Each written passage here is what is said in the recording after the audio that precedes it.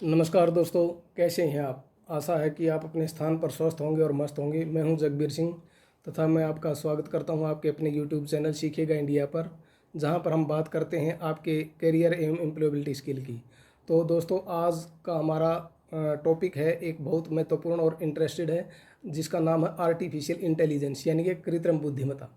तो दोस्तों, जैसा कि आप सभी को पता है कि संसार की अधिकतर चीज़ें प्रकृति द्वारा या भगवान द्वारा बनाई गई हैं, जिन्हें हम प्राकृतिक कहते हैं। जैसे मानव है, पशु है, जल है, पक्षी हैं, वन है, पहाड़ हैं आदि। जबकि कुछ वस्तुएं मानव ने अपनी आवश्यकता अनुसार बना ली हैं, जिन्हें कृत्रिम कहते हैं। जैसे वायुयान है, जलयान है, रेल है, बस है, जिन्हें हम क्या कहते हैं, कृत्रिम। अर्थात मनुष्य द्वारा तकनीक का प्रयोग करके ऐसी मशीनें जो मनुष्य की तरह कार्य करती हैं, उन्हें कृत्रिम बुद्धिमत्ता या आर्टिफिशियल इंटेलिजेंस कहते हैं। कृत्रिम बुद्धिमत्ता यानी आर्टिफिशियल इंटेलिजेंस 21वीं सदी का सबसे शक्तिशाली तकनीक है। यह हमारी जीवन शैली, काम करने का तरीका, सीखने का ढंग और संवाद करने की प्रक्रिया को बदल रही है। लेकिन आखिर कृत्रिम बुद्धिमत्ता है क्या, यह कैसे काम करती है और हमारे भविष्य के लिए इतनी महत्वपूर्ण क्यों है, आइए इसे विस्तार से समझते हैं। देखिए, कृत्रिम बुद्धिमत्ता की डेफिनेशन और परिभाषा। कृत्रिम बुद्धिमत्ता वह तकनीक है जिसमें मशीनें इंसानों की तरह सोचने, सीखने और निर्णय लेने की क्षमता प्राप्त करती हैं। एआई के जनक जॉन मैकार्थी ने इसे परिभाषित किया था, the science and engineering of the making intelligent machines. तो हमारे आसपास के उदाहरण हैं वॉइस असिस्टेंट, जैसे सीरी है, अलेक्सा है, गूगल असिस्टेंट है, यूट्यूब है और नेटफ्लिक्स के रिकमेंडेशन सिस्टम हैं, सेल्फ ड्राइविंग कार हैं, चैट बॉक्स हैं। ये सारे के सारे क्या हैं, कृत्रिम बुद्धिमत्ता या आर्टिफिशियल इंटेलिजेंस के क्या हैं, ये उदाहरण हैं। अब चलिए बात करते हैं कृत्रिम बुद्धिमत्ता का इतिहास या कृत्रिम बुद्धिमत्ता या आर्टिफिशियल इंटेलिजेंस की हिस्ट्री। एआई कोई नया विचार नहीं है। इसकी यात्रा 1950 के दशक से शुरू हुई थी। सन 1956 में डारमाउथ कॉन्फ्रेंस में पहली बार आर्टिफिशियल इंटेलिजेंस शब्द का प्रयोग हुआ था। 1960 से 1970 के दशक में एआई में समस्याओं को हल करने और तर्क लगाने का शोध हुआ था। सन 1980 के दशक में एक्सपर्ट सिस्टम आए, जिनमें एआई यानी कि आर्टिफिशियल इंटेलिजेंस इंसानी निर्णय लेने के नकल करने लगा। सन 2000 के बाद बिग डेटा, तेज़ प्रोसेसर और मशीन लर्निंग ने एआई को और शक्तिशाली बना दिया। आज एआई हर उद्योग के केंद्र में और डिजिटल की दुनिया को बदल रहा है। कृत्रिम बुद्धिमत्ता के प्रकार देखिए, इसको जो है 3 भागों के अंदर बांटा गया है, ठीक है। यानी कि कृत्रिम बुद्धिमत्ता एआई अक्षमता के आधार पर 3 प्रकार की होती है। पहली है आर्टिफिशियल नैरो इंटेलिजेंस, जिसको एएनआई शॉर्ट फॉर्म क्या होती है इसकी, एनआई, और हिंदी में इसको कृत्रिम संकीर्ण बुद्धिमत्ता कहते हैं। ये एक विशेष काम करने के गई है। ये इंसानों की तरह नहीं सोच सकती, केवल वही कार्य करती है जिसके लिए इसको प्रोग्राम किया गया है। जैसे गूगल ट्रांसलेटर, यह केवल भाषा का अनुवाद कर सकती है, यानी एक भाषा से दूसरी भाषा में उसको ट्रांसलेट कर सकती है। नंबर 2, सीरी, एलेक्सा और गूगल असिस्टेंट आपके आदेशों को सुनकर छोटे छोटे काम करते हैं, जैसे म्यूजिक सुनाना, प्रश्नोत्तरी करना, ठीक है। ये ऐसे कुछ कार्य हैं। उसके बाद फेस रिकॉग्नाइजेशन। फेस रिकॉग्नाइजेशन क्या होता है, जैसे फ़ोटो, वीडियो आदि से चेहरे को पहचान सकती है। उसके बाद spam email filter. Spam email filter क्या होते हैं, ये केवल और केवल ईमेल के स्पैम या नॉन स्पैम को ही पहचानता है, ठीक है। तो उसमें फ़िल्टर लगा देता है, जैसे कि ये स्पैम है और ये नॉन स्पैम है। इसकी विशेषताएं, पहली विशेषता तो ये है कि ये एक ही काम के विशेषज्ञ हुई है, कि जिस काम के लिए इसको प्रोग्राम किया गया है उसी की स्पेशलाइजेशन इसके अंदर होती है, ये दूसरा काम नहीं कर सकता। नंबर 2, डेटा आधारित निर्णय लेता है। डेटा आधारित, अगर इसको करप्ट डाटा दिया गया तो जो निर्णय है वो भी करप्ट लेगा, और इसको ठीक डाटा दिया गया तो ये जो है डेटा के आधार पर ही निर्णय लेता है, ठीक है। उसके बाद है मानव जैसी समझ नहीं है। तीसरा है तेज़ और सटीक परिणाम देता है, लेकिन केवल उसी क्षेत्र में जिस क्षेत्र के लिए इसको प्रयोग किए, जिस प्रोग्राम जिसको किया गया है। उसके बाद फ़ायदे हैं इसके। पहला फ़ायदा क्या है, काम तेज़ और आसान करता है, ठीक है। दूसरा क्या है, गलतियां कम करता है, इंसान का समय बचाता है और बड़े बड़े डाटा को आसानी से संभाल सकता है। लेकिन इसकी भी कुछ सीमाएं हैं। सीमाएं क्या क्या हैं इसकी, पहली बात तो यह है कि इंसानों जैसी सोच नहीं है। नंबर 2, एक काम को दूसरे काम में नहीं बदल सकता। नंबर 3, केवल वही काम करेगा जिसके लिए इसे बनाया गया है। तो आज के युग की सबसे उपयोगी एआई, सबसे अधिक उपयोगी है एआई यानी कि आर्टिफिशियल इंटेलिजेंस। हमारे mobile, computer, social media, banking, health care और रोज़मर्रा की ज़िंदगी में एएनआई यानी कि आर्टिफिशियल नैरो इंटेलिजेंस का इस्तेमाल ही हो रहा है। लेकिन ध्यान रहे, यह सिर्फ विशेषज्ञ सहायक है, यानी कि ये सिर्फ वही काम करते हैं जिनके लिए उनको बनाया गया, उसी में हमारी सहायता कर सकते हैं। इंसान जैसी बुद्धिमानी अभी इसके अंदर नहीं है। अब बात आती है दूसरे नंबर की, artificial general intelligence. Artificial general intelligence जिसको क्या बोलते हैं, एजीआई, और हिंदी में इसको बोलते हैं कृत्रिम सामान्य बुद्धिमत्ता। कृत्रिम सामान्य बुद्धिमत्ता, इसे स्ट्रॉन्ग कहते हैं। यह इंसानों जैसी बुद्धि रखेगी और किसी भी मानसिक कार्य को कर सकेगी। अभी यह शोध का विषय है। इसे स्ट्रॉन्ग एआई भी कहा जाता है। यह वह एआई है जो इंसान की तरह सोचने और सीखने की क्षमता रखेगी तथा किसी भी क्षेत्र में उसी तरह का काम करेगी जैसा एक इंसान करता है। इसकी विशेषता क्या है? पहली बात तो यह है कि मानव जैसी इसके अंदर समझ है, ठीक है। ये तर्क, विश्लेषण और निर्णय ले सकती है। नंबर 2, विभिन्न कार्यों में सक्षम है, ठीक है। यह एआई आर्टिफिशियल इंटेलिजेंस सिस्टम भाषा और गणित भी सीख सकता है और कला भी बना सकता है। अनुभव से सीखना, यह एआई या आर्टिफिशियल इंटेलिजेंस इंसानों की तरह परिस्थितियों से सीखकर खुद का बेहतर निर्णय भी ले सकती है।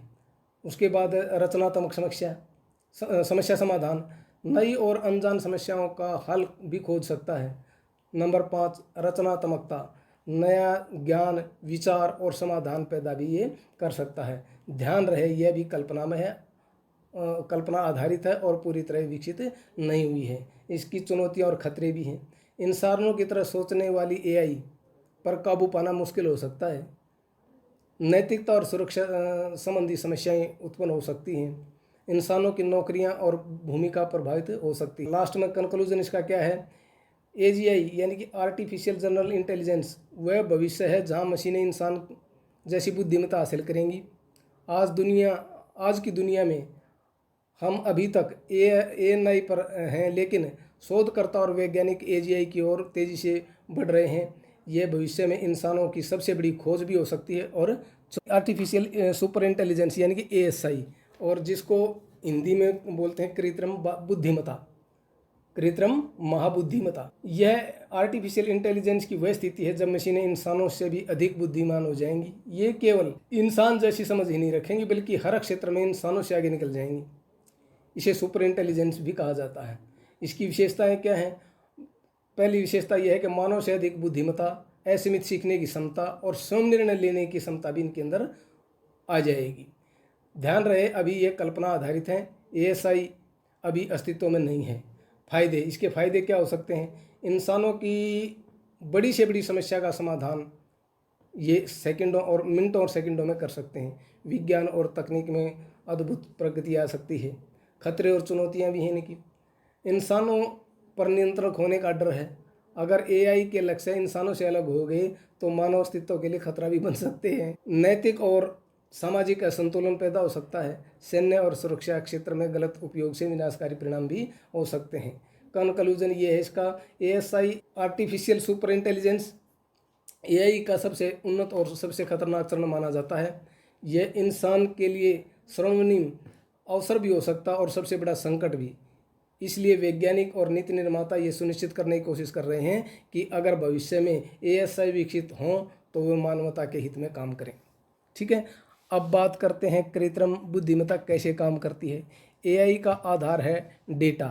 डेटा का मतलब क्या होता है? देखिए, डेटा का मतलब होता है अनप्रोसेस्ड, अपरिष्कृत और असंगठित, अनऑर्गेनाइज्ड तथ्य, संख्याएं, संकेत, अक्षर या अवलोकन जिन्हें किसी अर्थपूर्ण रूप में बदला जा सकता है। यानी डाटा वह इनपुट है जिसे प्रोसेस करके इन्फॉर्मेशन या सूचना में बदला जा सकता है, उसे डेटा कहते हैं। उसके बाद अगला है इसके अंदर एल्गोरिदम। एल्गोरिदम क्या होता है? नियम और गणितीय मॉडल जो मशीनों को पैटर्न समझने में उनकी मदद करता है। उसके बाद है कंप्यूटिंग पावर, शक्तिशाली प्रोसेसर जिसको जीपीयू बोलते हैं बड़ी मात्रा में डेटा को तेज़ी से प्रोसेस करते हैं। इन पर जो है आधारित ये है। एआई की प्रमुख तकनीकें कौन सी हैं? इनकी प्रमुख टेक्निक कौन सी है? मशीन लर्निंग यानी कि एमएल, डेटा से सीखने की क्षमता। डीप लर्निंग, कृत्रिम न्यूरल नेटवर्क पर आधारित जो मानव मस्तिष्क की नकल करते हैं, ठीक है। उसके बाद नेचुरल लैंग्वेज प्रोसेसिंग, मानव भाषा जैसे हिंदी अंग्रेजी को समझना और प्रोसेसिंग करना। कंप्यूटर विजन, तस्वीर और वीडियो को पहचानना व समझना।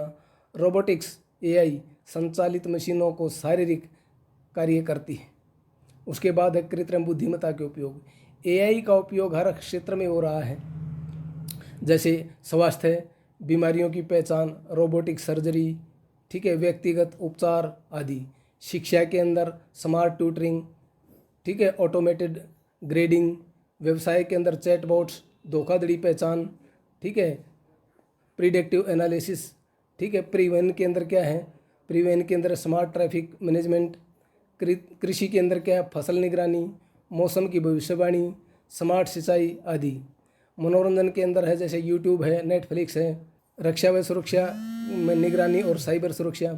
कृत्रिम बुद्धिमत्ता के लाभ, एआई के फायदे, उच्च दक्षता और सटीकता, यानी कि ये उसके बाद सेकंड है 24/7 यानी कि 24 घंटे 7 दिन बिना रुके काम करने की क्षमता है।